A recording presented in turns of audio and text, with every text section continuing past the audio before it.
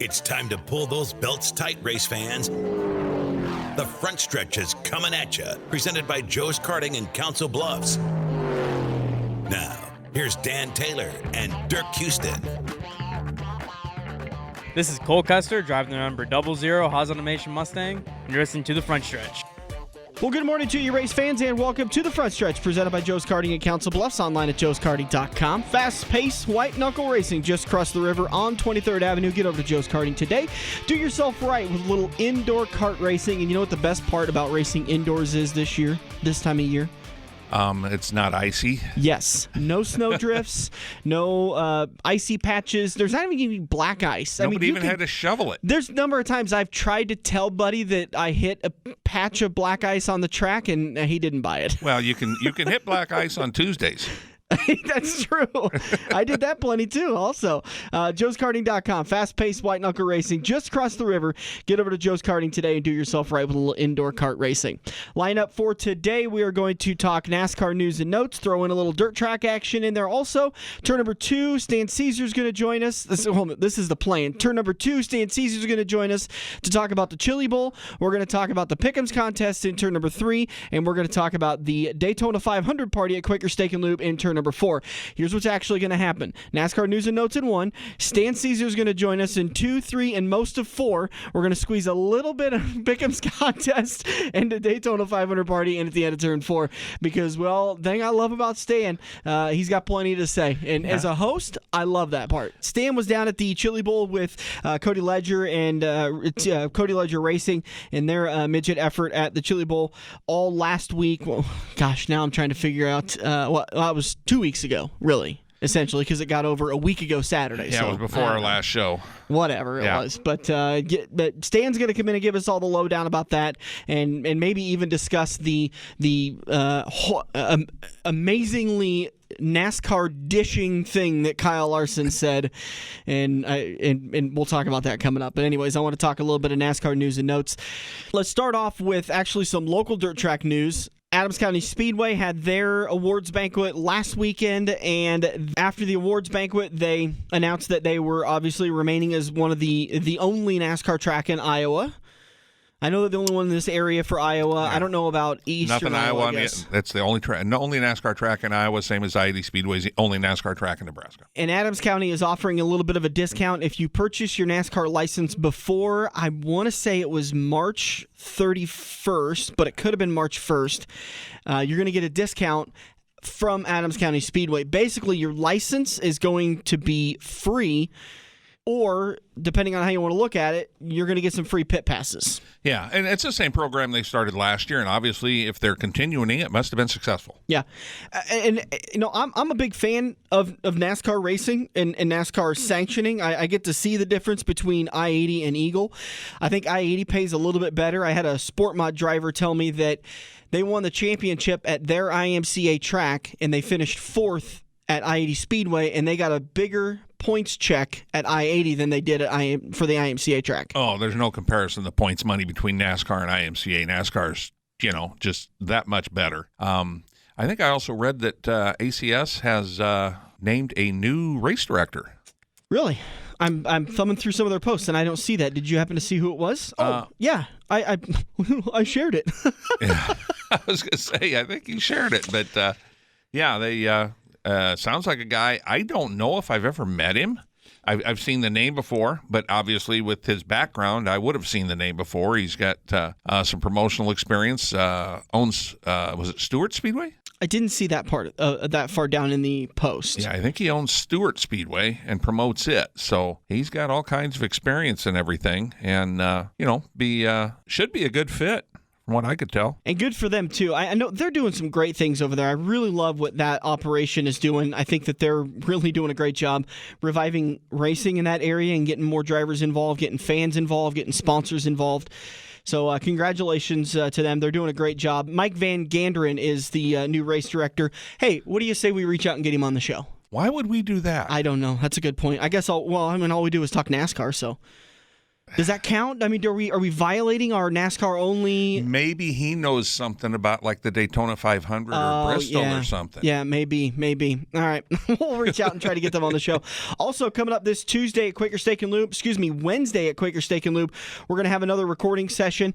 We've done those, was that back in October and in November we did those? We might have stretched it into the first week in November. That would have been the latest. I don't know if we got to November or not, but we did it 3-4 weeks and had a lot of people come out, and then a few guys went over and raced a slick track afterwards, and everybody seemed to enjoy themselves, and some people imbibed rather adultishly. Some of them rather childishly. We're going to be doing those. We're going to be doing those again.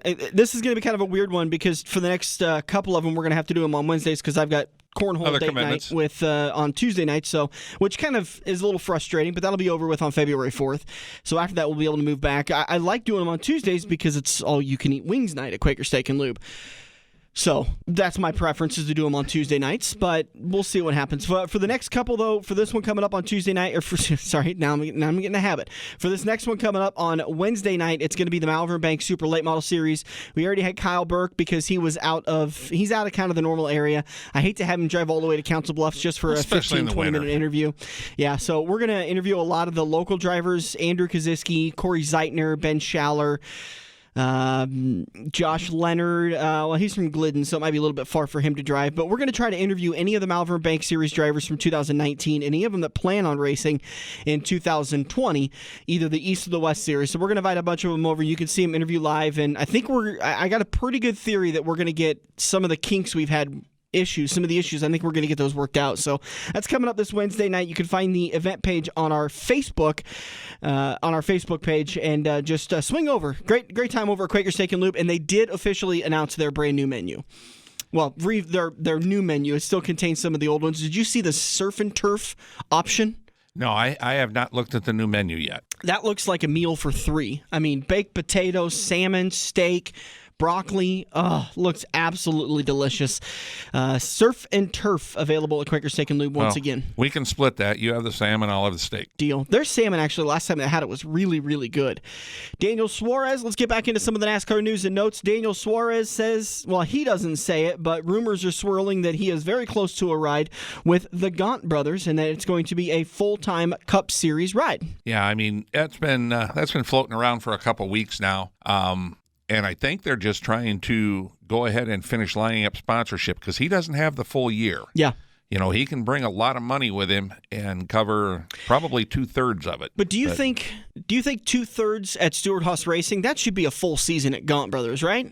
The more you bring, the more you spend. If they were going to spend, let's just say $200,000 a race with Stewart-Haas, yeah, that's what they're going to spend with Gaunt Brothers. Okay. And Gaunt Brothers might spend $20,000 the other race, but they'll make it work somehow. This is obviously going to be a step back for Daniel. I mean, there's not a lot of step ups that he could have taken, even if he was a winning driver. I mean, it's Stewart-Haas, Joe Gibbs, Penske. I'm not even throwing Hendrick up in that top 3, top 2. Not right now. No, but I think that maybe this is an opportunity for him to kind of step back, go to a little bit of a quieter organization. There's a lot of pressure when you're racing for Stewart-Haas Racing in the 41 car. Maybe this is a good opportunity for him to go and kind of find his path again, find his groove, and help this team grow.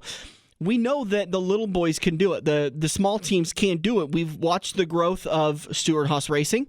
Obviously, with the financial support and the information that Tony Stewart was able to bring to the operation. But then we watched the growth years ago of Joe Gibbs Racing. They did it the right way. Michael Waltrip Racing has done it. When you put the time and money and effort into this sport, there is a chance to be successful. Well, money's the biggest thing. It always has been, always will be, and the most recent one that you didn't name was Martin Truex, winning the championship at Furniture Row. Yep. But even before Martin, Kurt Busch kind of, broke the ice with them. Right. But yeah, money's going to be the big deal. And you're going to see a little bit of that this year, changing gears just a little bit with the 95 car and Christopher Bell. Mm-hmm. Matt DiBenedetto kind of got them, into the spotlight last year. Well, and they had that technical alliance with Joe Gibbs Racing. They basically took over what Furniture Row left in 2019. At the end of the 2018 season, Levine Family Racing took that over, and Matty D did a great job with that operation. And that's still, I think he helped them improve a little bit because you can't just. It's not like you can leave Homestead, what was Homestead, the final race of the season in the previous season, and show up at Daytona and be 15 positions faster for the rest of the season when you get technical support from Joe Gibbs Racing. It's a slow progression. Well, and it was for him, or he might have had a chance to be in the playoffs. Right. He had such a slow start. And a third of the way through the season wasn't even sniffing the top 15. Mm-hmm. But the middle of his season from, let's just say, race 16 to 26, he was always in the mix. Did a very good job. I was very happy with his operation. I was very sad to see he wasn't going to be staying in that ride, but you look at who's coming in. You can't blame Toyota. You can't blame Levine Family Racing. And if Joe Gibbs had anything to say about it, you can't blame them. I mean, Christopher Bell's got a lot more uptick and potential than I think Matt DiBenedetto does, even though I think Matty D's probably a top 15 driver. Well, that's what I'm saying, though. I think at least, you might not see the Daytona. Obviously, that's the, the X Factor race, super speedway. But after Daytona, you might see a little fall off with that 95 as Christopher Bell, starts, getting his sea legs, so to speak. This is a new deal for him. He's not driven a bunch of cup races, so we have no idea what he's going to do up there. If you've been following the Front Stretch Facebook page, we've been sharing some information. My Race Pass has made some big announcements over the last couple of weeks. Let's cover the first one, that they are going to be the exclusive provider of lineups, news, and information, and live scoring and timing for the Lucas Oil Late Model Series. That's a big win for them. That's a goal and something I know they have been going for at least 3 years. They've been trying to get Lucas Oil Late Model to go exclusive with them. They finally got the deal done. So if you have a My Race Pass subscription, that is going to be your best path to live scoring and timing and information for the Lucas Oil Late Model Series, especially when they get closer to the Silver Dollar Nationals. Yep. I mean, if you're going to follow it, and you want to, if you want to be at the races and you're not at the races, that's what you got to do. The only thing they're missing is video. I mean, and I do really enjoy their live scoring and timing. Obviously, there's Race Monitor out there, which a lot of tracks go with. And I think Race Monitor is a much more simple version of scoring and timing. I like the information that My Race Pass gives me. Each lap, they'll tell you if the person improves a position. Sometimes you can see it, but it helps you to kind of understand. At the end of the race, they tell you how many positions they improved or fell back. So Cody Ledger moved up 6 spots in the D feature that race and qualified in. They've also got a line that tells you what the transfer is. How many times are you looking at live scoring and timing and going, hey, how many transfer? How many move on? Well, it tells you right there in the line. My Race Pass it's a great app. I'm a huge proponent of it, and we're gonna get Chris Krug. I know I'm sorry to say, but we're gonna have Chris Krug on the show to talk about it in the next coming weeks and kind of talk about all the different things that are going on with My Race Pass. And by the way, it's a company owned and operated right down the road in Lincoln, Nebraska. Keep it local. Another big news story they came out with just earlier this week, that they have joined partnerships with Firehorn Marketing. I've never heard of Firehorn Marketing before, but it has to do with the Firehorn or Firethorn? Firethorn. Sorry, Firethorn. So they've joined forces with Firethorn, and the two companies together make up the largest motorsports web-driven company in the United States. So great deal for them. I know that more than just what we talk about a lot with the live scoring and timing, they offer a lot of back-end opportunities for drivers, teams, series, and racetracks. Obviously, with I-80 Speedway's a big user of their products. Their websites are maintained. I-80's not maintained by My Race Pass yet, but websites like Adams County Speedway, I believe, is maintained by them. The Nebraska 360s utilize their website for My Race Pass information, and so My Race Pass providing a lot of information for a lot of back-end stuff to keep fans entertained and informed. So great deal for those guys. Great deal for My Race Pass. And once again, second story in a row. Good to see those guys growing. Hey, we're going to take a quick break. We'll be back in turn number 2. Stan Cisar is going to talk to us all about the Chili Bowl. We'll be back on the Front Stretch. Powder coating your chassis seems like a luxury until you spill nearly anything on it and watch as the paint drips away. That's when you'll wonder why you didn't take advantage of Red Oak Fabrication's high-quality, durable, and beautiful powder coating for just $275 on a bare chassis. From simple base colors to glitter-lined neon colors, a powder-coated chassis from Red Oak Fabrication will give you a much more durable surface that your sponsors will love seeing in Victory Lane. Email Jordan F. at redoakfabrication.com to book your time. Every race car driver has run into the same problem. It's well past normal parts store closing hours, but you need that one to finish your car. The guys who brought you White Knuckle Racing by the River bring you Joe's Karting Racing Parts and Tire Store. Open until 10 p.m. Monday to Thursday and open until 11 p.m. on Friday and Saturday. A parts store that fits your after-hours schedule, and you can turn a few laps at Joe's Karting while you're waiting for your part to get pulled from their warehouse. joeskarting.com for more information. We're hooked up in turn 2 and still showing the green flag on the front stretch. Hey, I'm Joey Logano, driver number 22, Shell Penzo Ford, and you're listening to The Front Stretch. Welcome back to it, rolling into turn number 2, and it's time to talk a little Chili Bowl action with the voice of the Speedway, Stan Cisar. Stan, it's always good to have you, and congratulations making it back in one piece. Yeah, we did. It actually, driving wasn't too, it was a little iffy going down. But we had to get there early, we got a prime parking spot, and we have to get there early enough to get in because they line up the big teams up close, up front first, and then they work their way back to the far end. The single car teams fill in around that, and so we got to get there pretty early. But we run into some weather. Once we got the other side of Kansas City, it was really nice. And Jiminy Christmas weather down there was in the 60s during the day. Yeah, thank you. And you came back. Yeah, I had to. Yeah. And by the way, the get there early. Is Sunday morning is when you guys arrived? We needed to be there by noon on Saturday. We moved in noon on Saturday. Noon on Saturday.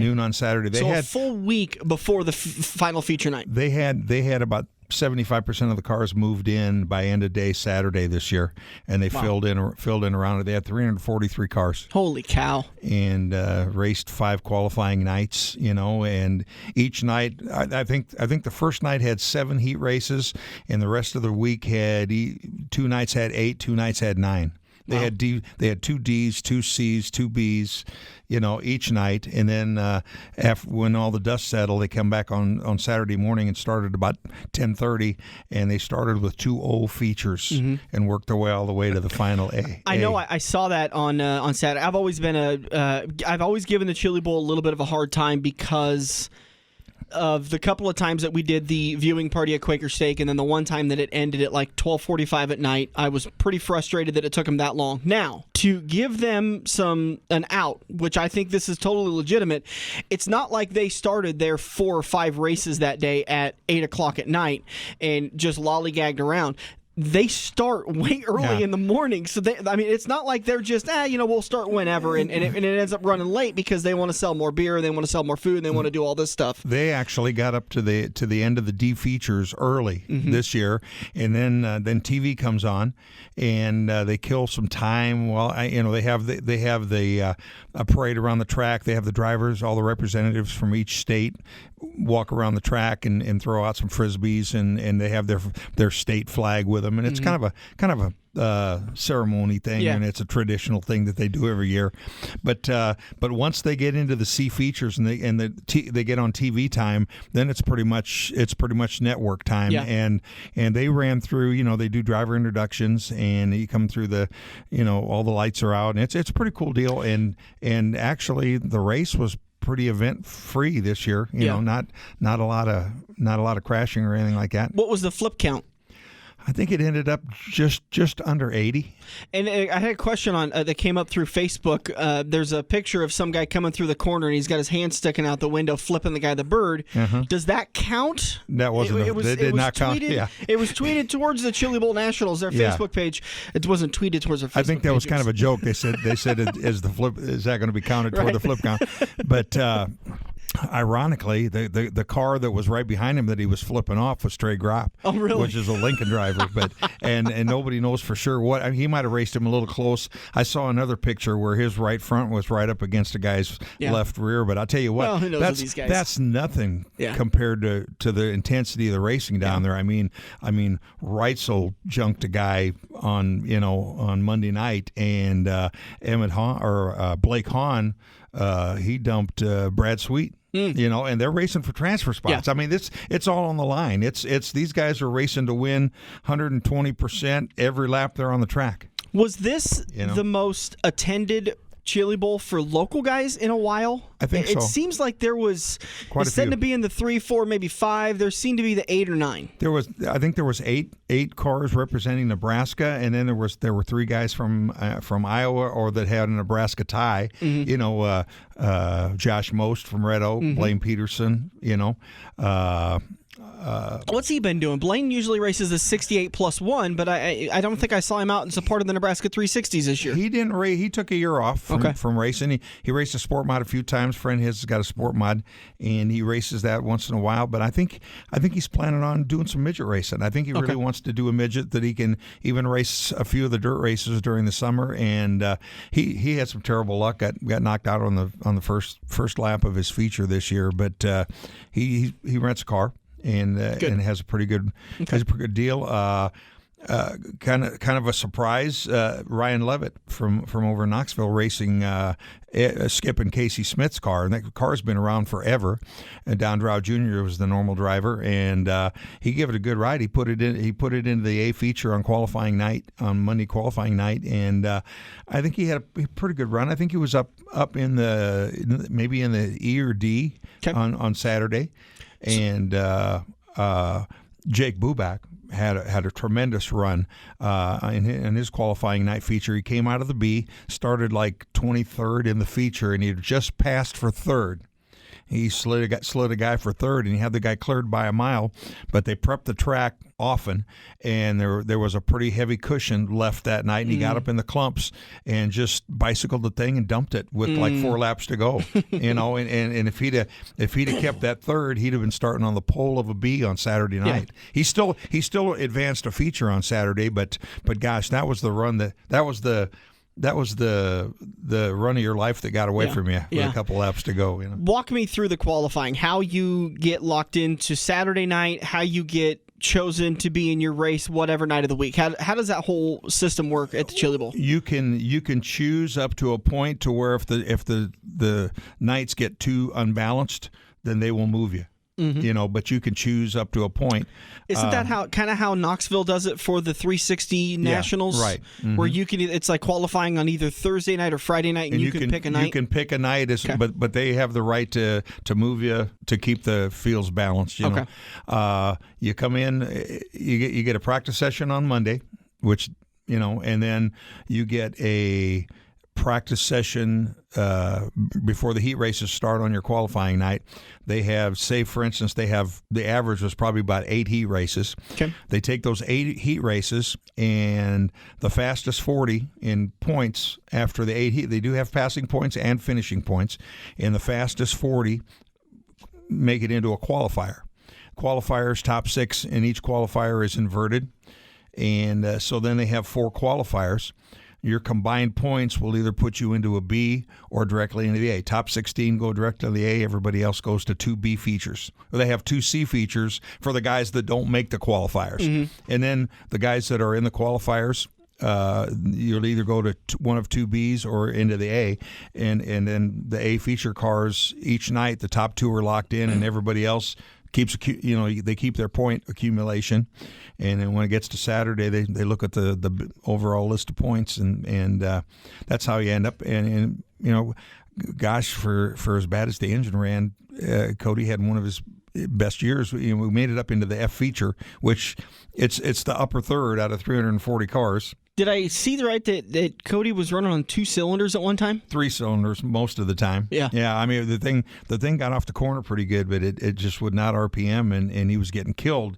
And he ran second to Bell in his heat race, and he ran pretty good, but he had everybody stacked up behind him, but they just couldn't get by him. So he had the engine problem the whole week then? Pretty much, and I mean, I didn't read anything about it, I don't think, till Friday. Threw everything at it, from looking at electrical to looking at fueling to looking at valve train to, and it just, and the sad part about it was the engine had just been freshened. And that's tough. It was something that caught everybody leaning, because if the engine would have cooperated, I think we would have had a pretty good year. But so he gets in his qualifier. And he's running second in the qualifier with about maybe 5-6 to go. And finally, Cole Bodine had been working on him on the outside. He's running around the bottom because he can't. The engine won't RPM high enough to get down the outside, to take the longer way around.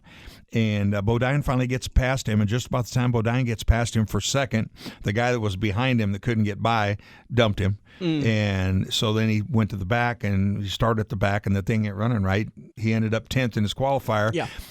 Even if he could have hung on for a third, we'd have went directly to the A. After you guys got it, after they were able to get it home, and was there a teardown to kind of diagnose the issue? Are they any closer to figuring it out? The teardown is going to happen after we get some sprint cars built, and it's going to go to Illinois, and it'll be at the engine builder who's taking it to a chassis dyno, and they're going to find out what's wrong with it now, and it's going to be completely gone through in time, to run some dirt races this summer yet, before not wait till just the Chili Bowl. Right. That's got to be so frustrating you've got one car and one engine ready to go for this one specific race. You have it refreshed, and you feel like you got everything buttoned up, and you just chase this problem all week long. That was the only thing. We had a problem last year. The car was good last year, and the engine was bad, so they had the engine gone through, and it was pretty frustrating, but that's racing. Yeah. Other local guys, how'd they do? Jack Dover, he ended up making it into an E feature. Jason Martin was there too. Jason Martin he started. I want to say he started like in a H, made it up to the G, or started in the G, made it up to the F, but started in the back, didn't really go anywhere in the F. But he had a pretty good run, much better. He started his qualifying night. He struggled a little bit. Trey Gropp had a good run. Trey Gropp went from the F to the E, and he ended there. Jack Dover got from the E to the D, and he ended there. Downdrout Jr., they struggled a little bit first part of the week. He moved up a couple features. He was driving a car for Mark Birch and Team Jack Foundation car, and so he did pretty good. Josh Most caught a break. He finished one spot out of a transfer on Saturday night, but he got moved up into the C to get TV time because a guy that had finished in the top 5 evidently passed before the cone one lap, and they moved him back a spot after the checkered flag, and so Most got moved up, and he got into, I want to say, got into the C feature on Saturday night, but he started toward the back, and gosh, the competition is so tough. Not very many guys came from the back to the front. And so he was probably the best finishing of the locals? I want to say either he or Jake Buback. Buback was up into a C main also. And Buback's out of Texas, but he's living in Lincoln. He's now. Out of Colorado, but he's engaged to the granddaughter and daughter of guys that are fixtures. Ron Sartison's granddaughter, and Mike Meyer, who raced modifieds forever at Eagle, his daughter, and Ashley has been going with Jake for years, and. So, but the kid's very good, and it's kind of funny, he's always accused of cheating in the 305 stuff and that, and here he is in a strange car on a different environment and everything like that, and it was all driver, and the kid's pretty good. He's often accused of cheating just because he's so damn good that's the only explanation. And he dominates at Belleville, when they have that big race, and they got a special built car that they race only at Belleville, and the engine is tuned for Belleville, and Belleville's a different animal, Right. Talk about the Saturday night feature of the national race. Going into that A, who were you thinking was the favorite to win that race? There was probably one of about 4 guys that had a realistic shot, but Larson was the sentimental favorite. He's been close for the last 3 years, and it was leading and lost an engine. Got passed by Bell on the last lap last year, And when Bell won the Race of Champions and Larson was fourth, everybody's going, oh, Bell's going to win, and Larson don't have anything for him. And I talked to Kyle Tuesday night, and I said, so how conservative were you in that Race of Champions? Because he still had to run his feature yet to qualify. Big picture, Right. Don't want to take a chance of hurting the car racing for this Race of Champions when the big picture is I got to get into the A-main on Saturday night. And he says pretty conservative. Yeah, it's the all-star complex with a lot of these other sports. How hard are you gonna push for something that really doesn't matter? Yeah, he said he got up to fourth, and Rico was racing him pretty hard, and he says I just decided to just stay right there because it was a good spot, and I knew I had to run the feature a couple races after that. So it was, and I didn't get to see the race. I was out date night with the girlfriend. I was watching on my race pass as much as I could. I'm sure you can find it on YouTube and stuff now. But I heard that Larson sent it pretty hard about every corner for about 4 laps before he finally got the job Bell done. got the initial lead, and he was stretching it out pretty good, and Larson caught him in traffic. About that time, caution flag came out.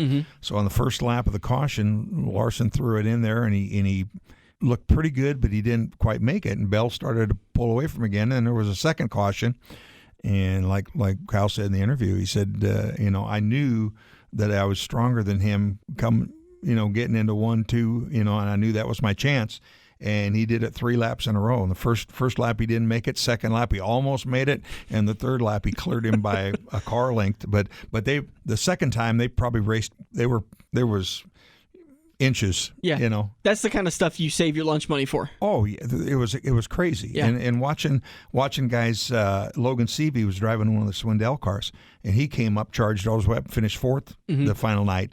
This youngster, Akana McIntosh, in one of the Coons cars that won the Monday night feature, first time at the Chili Bowl, finished third. Whose car was Kyle driving? Kyle was driving his own car. His own car. Okay, Yeah. It wasn't a Coons or any. No, it was his own car, and his sprint car crew chief was the crew chief on it, and it was a chassis that's built in Australia. Oh wow! And he had one of only 2 of them there. Yeah, Michael Pickens was in the other one, but it was, and then Bell was driving for a different team this year. But I mean, that race was a crapshoot. It was crazy. It was worth the lunch money for sure. Absolutely. A lot of lunch money. Yeah.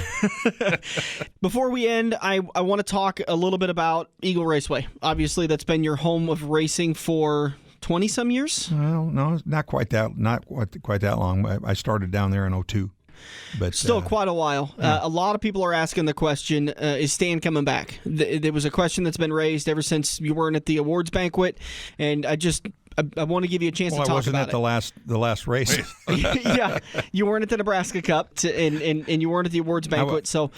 As of today, as this recording, it's a long story. Yeah, but as of right now, that's not in the plans. I want to take the time to kind of address some of the issues. So I want to take fans back to the Race Saver Nationals, the Saturday night race. Cody finished third in that race. Would have qualified for fourth row for the feature on Sunday night. Went through tech inspection, and tech officials found titanium bolts in the drive joint, on the U-joint. And titanium bolts are illegal in the 305 class. You can go back and listen to the radio show that Sunday morning. You owned up to it, said that it was from probably 2-3 years ago when you guys junked a car. Yeah, you thrashed to build the second car. We crashed a car in the final practice session on Thursday night previous to the race, and we took what was left of it back to a Ledger's shop and tried to disassemble it that night on Thursday night. And 4 of us got back there on Saturday morning and basically build a car from a bare frame to pushing it off and firing the engine in 6 hours. And what happened is putting it back together, grab a U-joint, there's no bolts in the U-joint, start looking for U-joint bolts. Here's a U-joint that's got bolts in it.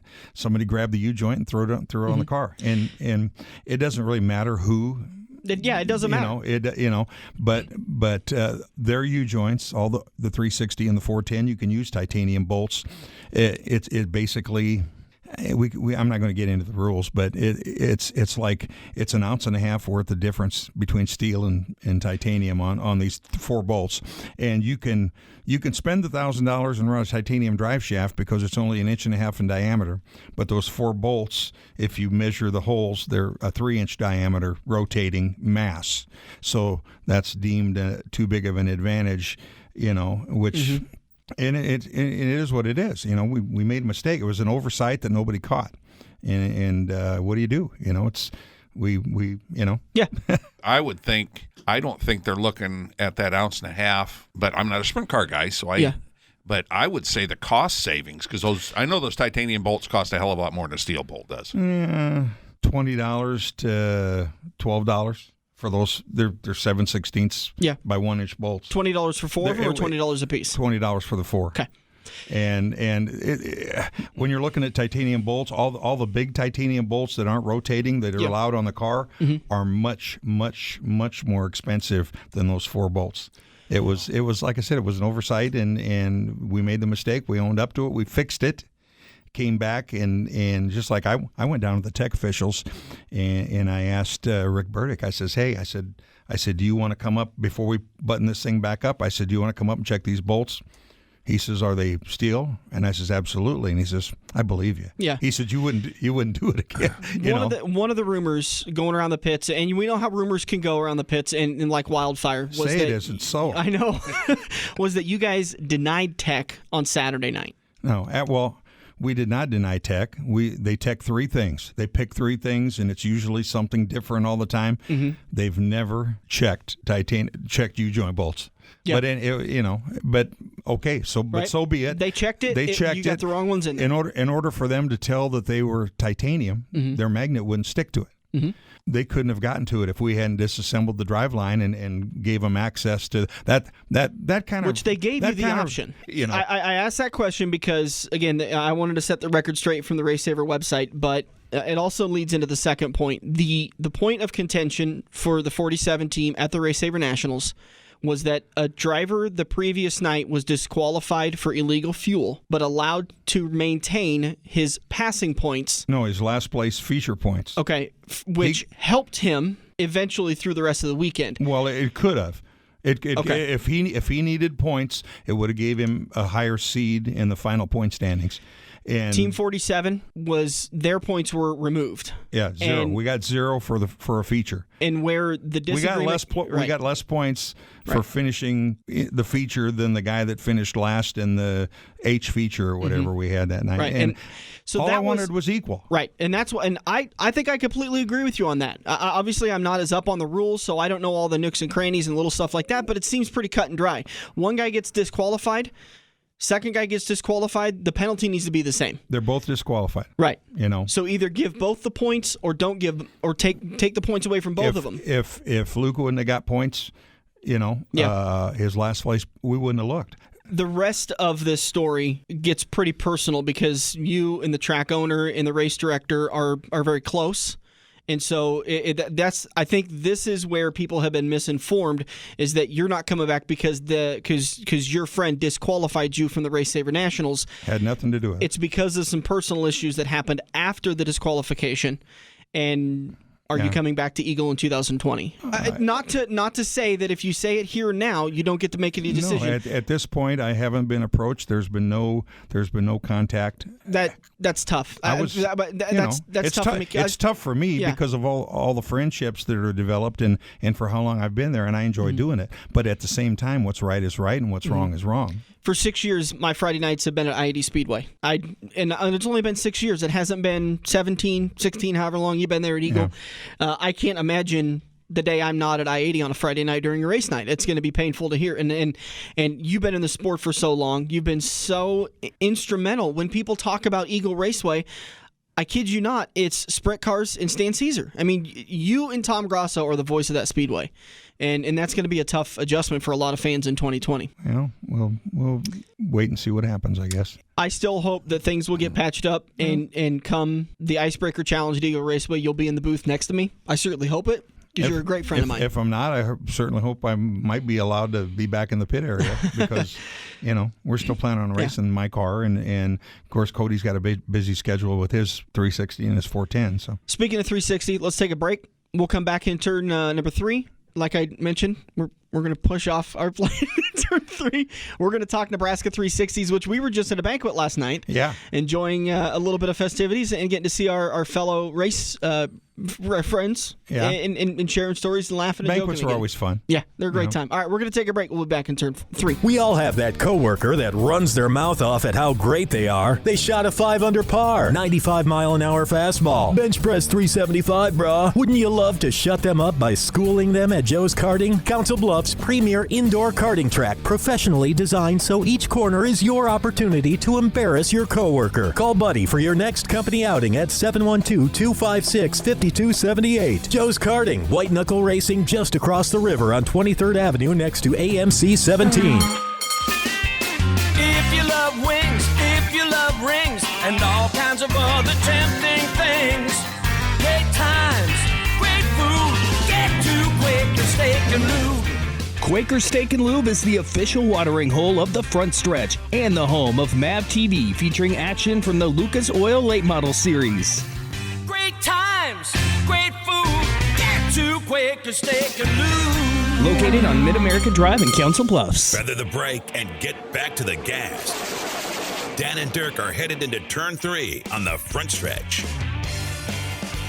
Hey, Sprint Car fans, this is Shaylee Bade, the driver of the 03 U.S. Army Hellgate Construction Sprint Car. You're listening to the front stretch.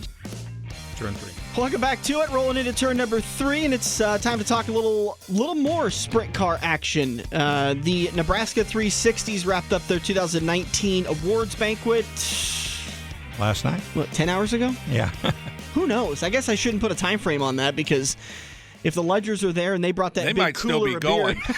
They might be there. I was going to say, and you usually win the trailer race after the deal too. On occasion. I like to pull my weight. Sure. And drink my weight.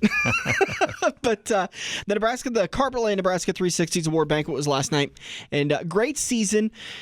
Jason Martin with a heck of a run and really giving Jack Dover everything he was worth. A very consistent season. Yes, very much so. That was probably the biggest thing. You look at Martin, and he ran actually one less A feature than Jack did. But he had 11 top 10 finishes. He only had one win. Jack had 3, but Jack only had 9 top 10 finishes out of 13 starts. We talked to Jason Martin about that what ended up being the season finale for the Nebraska 360s, and to Jack Dover about it. Jack, I think I wholeheartedly 100% agree with him. The final race ended up being at Eagle Raceway for the Nebraska Cup, and Jack has always come on this program and always told us and told anybody that he doesn't race for championships, he races for wins. Yeah. And if it couldn't have ever been more apparent that night than when he was racing for the lead, and boy, he drove it into turn 3 just a little too far. Tapped the wall coming out of 4, popped the tire, hit the retaining wall in the entry of turn 1, and what looked like destroyed his car. Actually, it wasn't frame damage, but it did rip the rear axle completely loose out of the car because he caught that right rear end of the implement tire on pit entry. He said they probably could have had taken the time to go back in the pits and fix it, but at that point, I think the championship was gone anyways. There was only, a 5-point difference? Going into that night, yeah. And they had one more night to go down in. And he was in US 36 in Cameron, Missouri, but he was he was actually running in a spot where he had gained a few points on Jason going in. It was going to come down to the final race. We were going to have the fall brawl at I-80 Speedway. Unfortunately, that one got rained out just as the green flag was ready to drop. Mm-hmm. And then the final race also fell really bad weather. Cold front came through with some drizzle, and it would have been a horrible weekend for racing. So Jason Martin ends up winning the championship by 29 points over Jack Dover. John Clabundy, who is, I always like him because he's the working man's racer. Yeah. Jack and Jason do this as a life. Yeah. And not to say John doesn't, but John's got 90% of his life is his other job. Yeah. And he likes to hop in the car and just go have a good time. Loved seeing him finish third in the That's points. just like we were kidding him. It was his birthday like 2 days before we were ready to leave for the Chili Bowl, and I wished him happy birthday. And I asked him if he moved everything out of the way so he could get to the car from last year so we could load it up on Friday night, But because that's kind of usually the way it happens. Yeah. And then you get down there and you got 2 or 3 days and you actually finish working on the car while you're waiting for your qualifying night. Cody But Ledger ends up John's finishing consistent. Yeah, John's. I do like race. I can't really find the words right now, but I love watching John race. He's not a bullheaded guy. He's not going to make anybody mad. He's just a good, honest racer, and I do really enjoy watching him. And it's great to see him up there in third. And somehow he's related to the Ledgers too. What's he, a cousin? He is a cousin, yeah. Cousin of him? Yeah. Something in there. Yeah. Cody Ledger ends up finishing fourth, and Seth Bramer with the top five. There's a little extra part of that story too. A little bit. But yeah. Coming into the 2020 season, Dennis Parker talked about it last night. Go over the schedule just a little bit. Any big changes? Well, last year they had 20 races scheduled. 7 fell to rain, which was unfortunate. And some of the trying to get the races maybe too far away for a lot of the average guys that don't. Some guys don't mind towing a lot, but your average guys that can make it, they cut it back to 18 races this year. But the races are the farthest races away are the 2 races at Knoxville. Mm-hmm.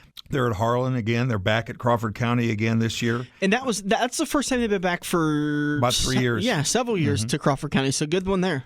Got 3 big races up at Park Jefferson. They've got the South Dakota Sprint Nationals, which is the 10,000 to win show. That's the last week of April, so that's a pretty good way to kick the season off. Mm-hmm.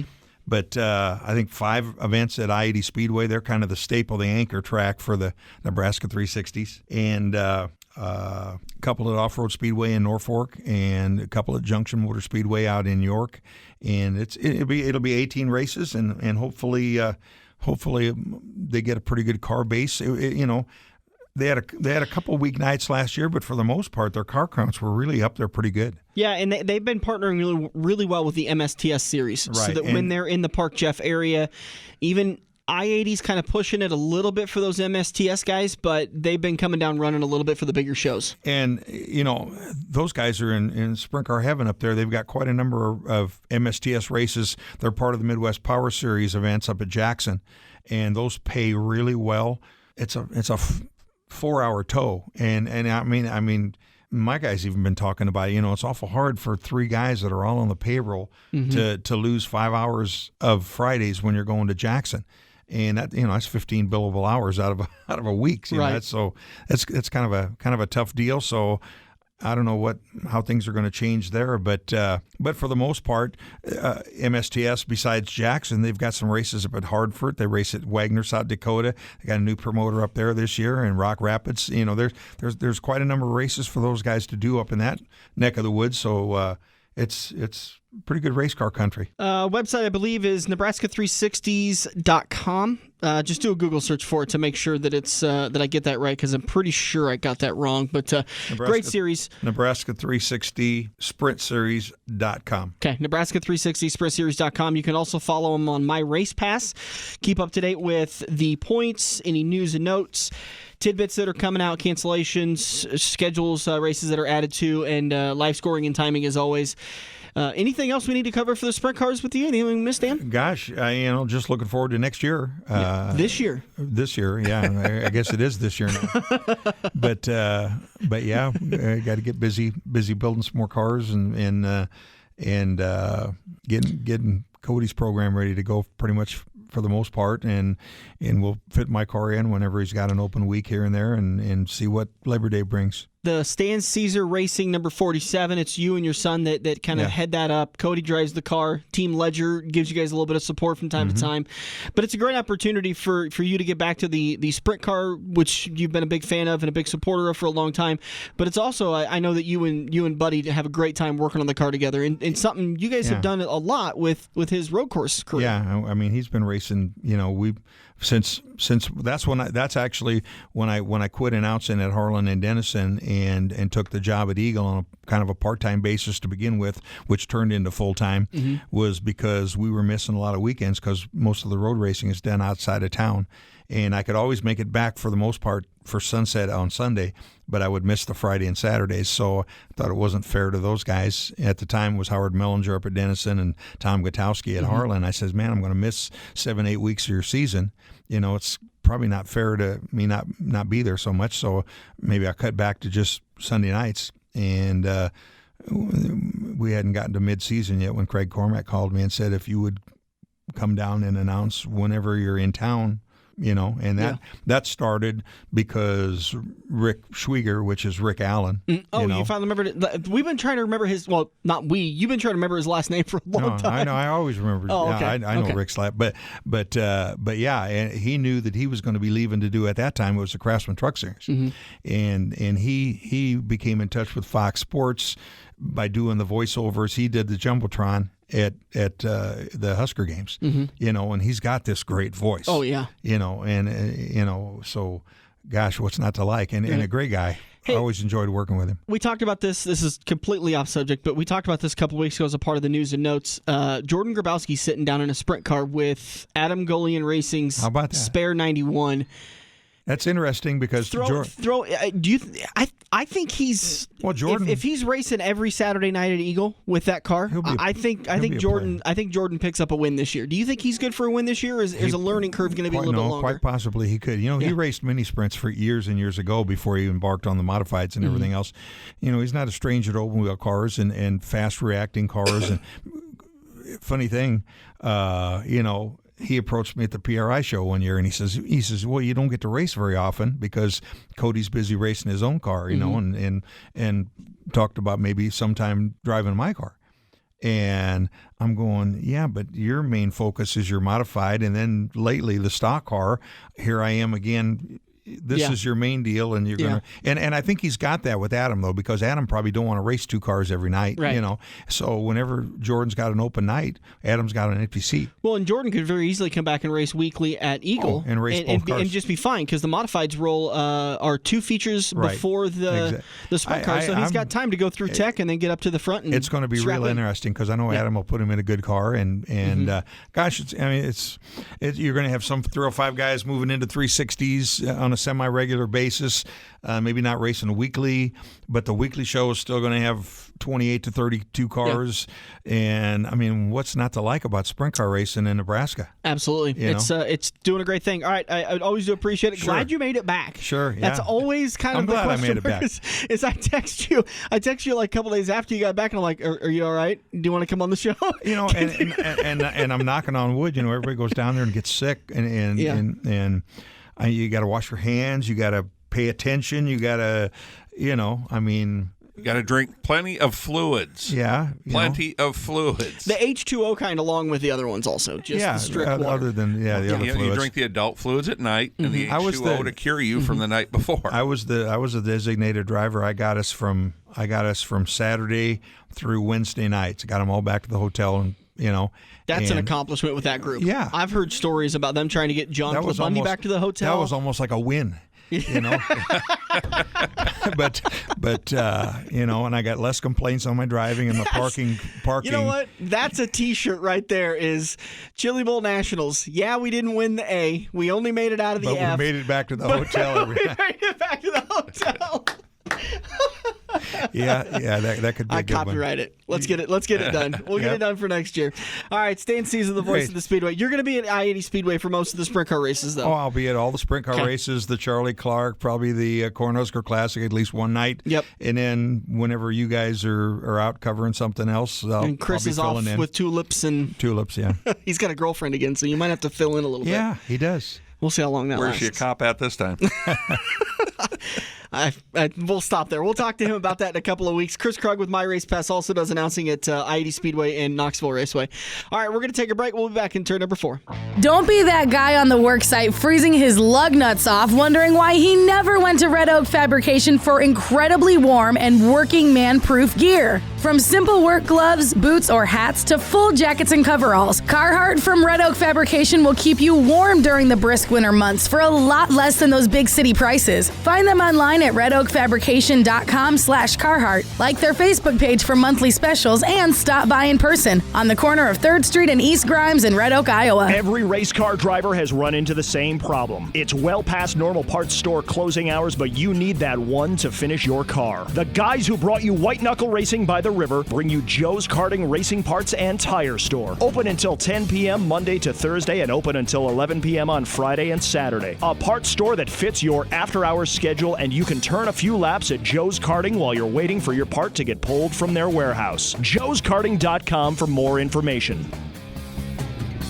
It's checkers or wreckers as we enter turn 4 on the front stretch, presented by Joe's Karting in Council Bluffs. Hey, this is Tyler Drueke, 3-time Eagle Raceway track champion, driver of the Drueke Trucking and Ranch, Zaz Farms, number 12 sprint car. You're listening to Dan and Dirt on the front stretch. Just about ready to wrap this baby up. Rolling into turn number 4 on the front stretch. Brought to you by Quaker Steak and Lube, the official watering hole of the front stretch. Don't forget to get signed up for the Rick Havenbridge Pick'ems contest, presented by said Rick Havenbridge of Wealth Partners. Find out what Rick could do for you. rickhavenridgeadvice.com. The Rick Havenbridge, when I looked earlier this week, we were at about 47. So typically we're going to have about 75 to 80 people that are signed up. That'll double before race day. We got way too long to go. I mean, there's going to be a flood of people that are to get signed up that morning of the Daytona 500 party on February 16th. They'll be at Quaker Steak having you sign them up. Like you usually end up with 15 or 20 at Quaker Steak. We're trying to organize stuff, and I'm over there trying to fill people in and getting them signed up. But yeah, the season-long, I don't want to call it a deadline, but you definitely want to get involved by the Daytona 500. But by no means, if you miss a pick for the Daytona 500, does that mean that your season's over with? You can miss 2 or 3 races and still have a good shot of getting into the playoffs. Well, and that's the whole thing, because those are 3 races you didn't take a top driver. Right. So, you at least know at that point, you didn't take whoever that crashed out and finished 38th, or whatever, position it might have been. Mm-hmm. You're going to have several races during the year where you're going to be 2 or 3 points. So that's probably not going to hurt you in the whole season deal. We talked about that a lot. To put it in another term, if you happen to pick a Kevin Harvick at Phoenix Raceway and he happens to wreck early and only gets 3 points on the day, not only do you only get 3 points, but now you've used a Kevin Harvick pick. Take it on the reverse side. You don't get registered or signed up by the Daytona 500.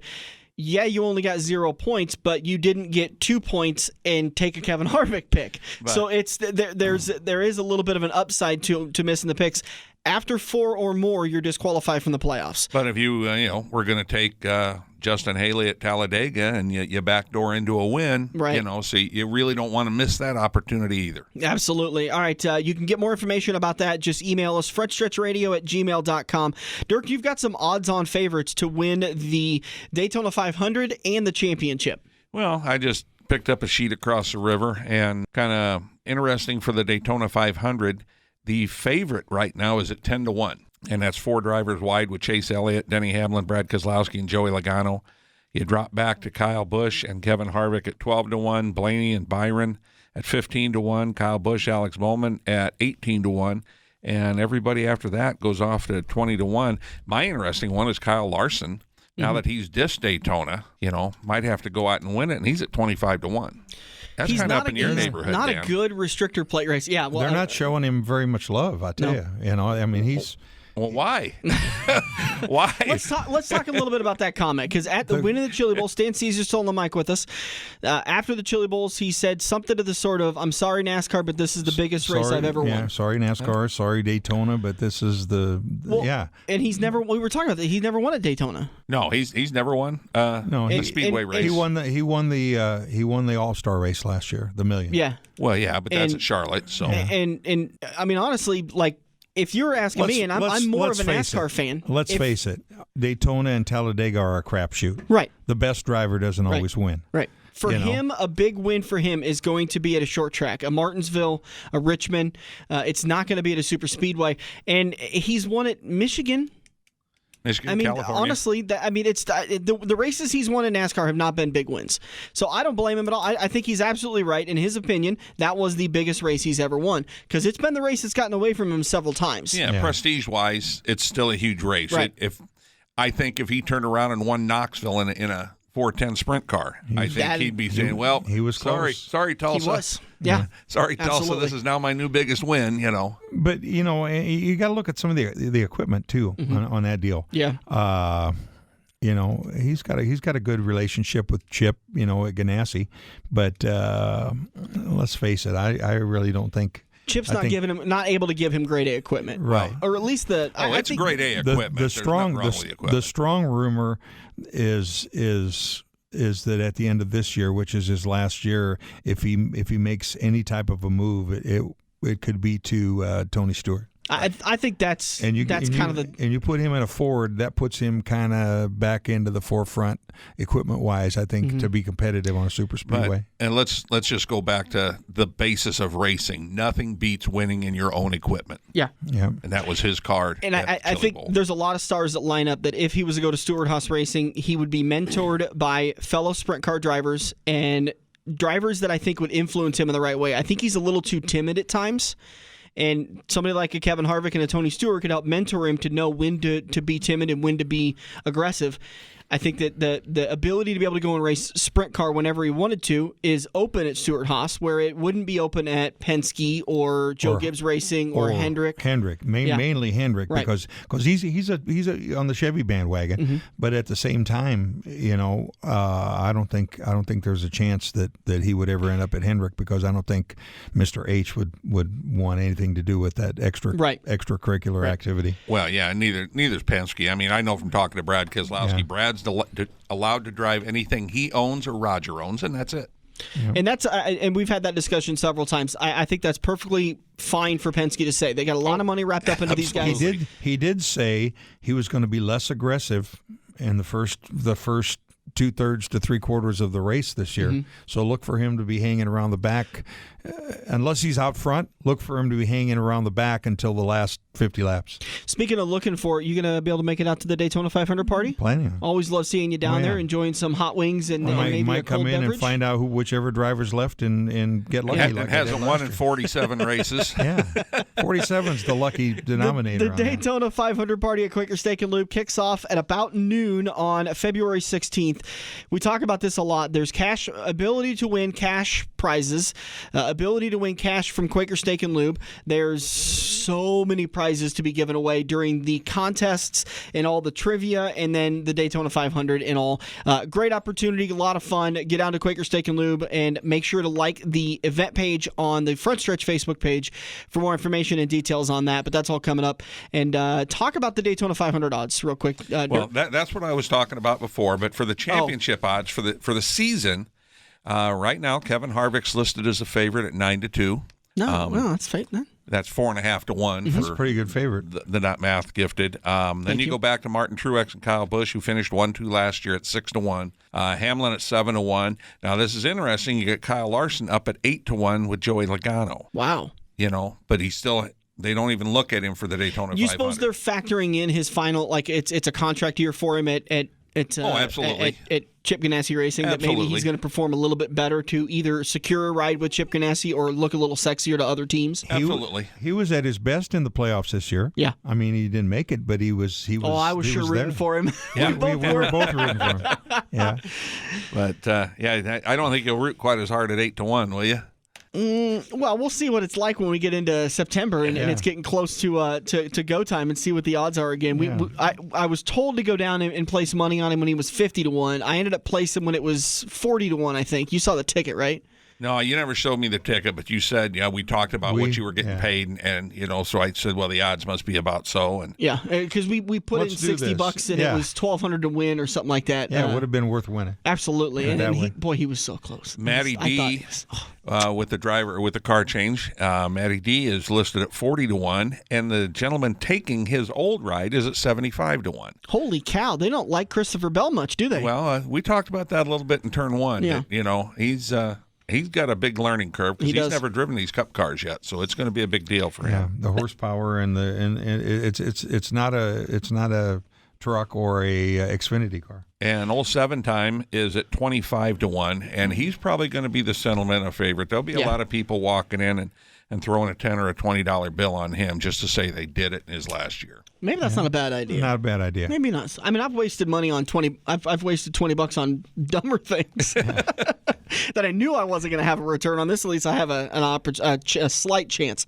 All right, that's going to do it for us today. Stan, always do love having you on the show. Sure. Appreciate you coming in. But congratulations on making it back from the Chili Bowl. Sure. And can't wait to sit next to you, boy. Isn't it going to be nice at I-80 that first time we get to call races? The newly remodeled announcing suite. Yep, the upgraded suites are going to be beautiful, and I can't wait for that. So that's coming up here in just shortly. But if you missed any part of today's show, Stan Cisar talking about the Chili Bowl, what's going on at Eagle with him, the Nebraska 360s, all of it's going to be available on YouTube here just shortly once we get it uploaded and released to the public. Once again, I want to say thank you everybody for joining us. Thanks to Quaker Steak and Lube for sponsoring turn number 4 and Joe's Karting as always. And Red Oak Fabrication, by the way, this would have been a great time to have some Red Oak Fabrication Carhartt strapped around you. Didn't need it down in Tulsa, but you definitely need it when you were still in Iowa. You certainly needed it for the last couple days. Man, it has been chilly. After the blister I've got from shoveling snow the last couple of days, maybe Carhartt can come up with some padded gloves.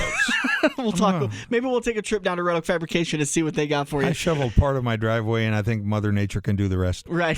That's going to do it for us. Thanks again, everybody, for joining us. This has been The Front Stretch on AM 590. The official watering hole of The Front Stretch has you covered any day of the week with the best wings, great burgers, and amazing steaks. Each weekday from 4 to 6 is happy hour, featuring $1 off draft and well drinks plus $4 Luberitas. Mondays are kids' night. Tuesdays are all-you-can-eat wings for $12.95, and the lube even delivers to the Council Bluffs area. Like Quaker Steak and Lube Council Bluffs on Facebook for a full list of weekly events. Get to Quaker Steak and Lube. Mid-America Drive, Council Bluffs. Hey, look at that. You're sitting on your couch playing Halo, Madden, or NASCAR while your friends are at Joe's Karting. Each lap is an adrenaline-filled, heart-pumping, white-knuckle experience that you can only get at the Metro's largest indoor karting track. Eco-friendly Honda engines rip you around their professionally designed road course at breakneck speeds. Can you reach the 14-second lap bracket? There's only one way to find out. Put the controller down and get to Joe's Karting, 23rd Avenue in Council Bluffs next to Quaker Steak and Lube.